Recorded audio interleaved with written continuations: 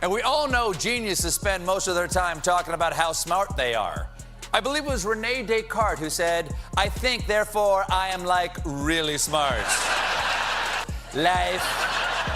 I believe life begins at consumption. And by the way, my mental stability is extremely conjunctivitis. Donald Trump was demanding an IQ test because, in his mind, even throwing out the challenge made him look untouchable. The clip opened with him bragging about cognitive tests, saying he had taken them, aced them, and proved something no other president had ever proved. Then he smiled and basically said that if his critics wanted to compare intelligence, he already knew exactly who would win. The audience laughed, but Stephen Colbert didn't jump in right away.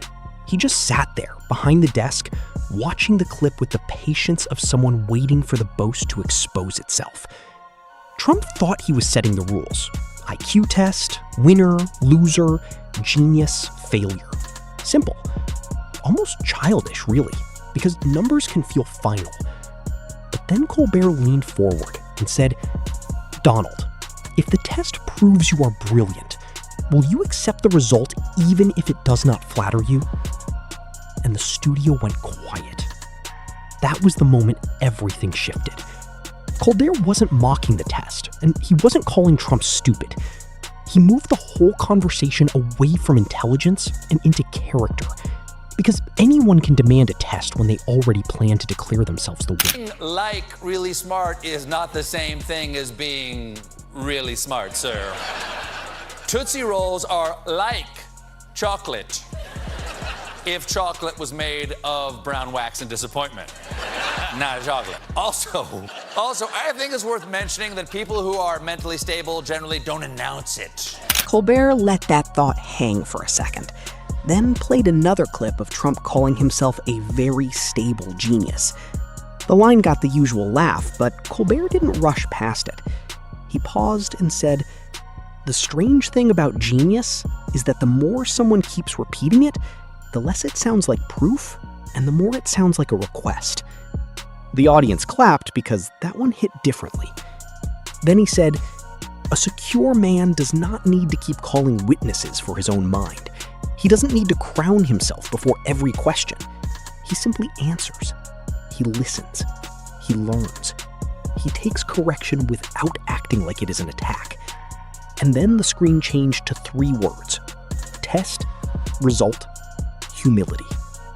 Colbert pointed to the first word and said Trump loved that part because the test gave him exactly what he wanted: a spectacle, a stage, a way to turn intelligence into another contest where he could declare himself the winner before anyone even saw the result. There's a very standard test, but very tough around those last 10 questions. Not too many people, even in this very room, unlike Newsom, I'll say, this room of geniuses. He said, "I'm in a room of dumb people." That was not good. That was not good. You know what happened to him after that? It wasn't a pretty, but I'm in a room of brilliant people, but a lot of you wouldn't have been able to answer those 10 questions. For Trump, the test meant cameras, applause, dominance, and one more chance to say he would win. But then Colbert pointed to the word result and said that was where things got harder. Because a result only means something if the person taking the test does not get to rewrite it afterward.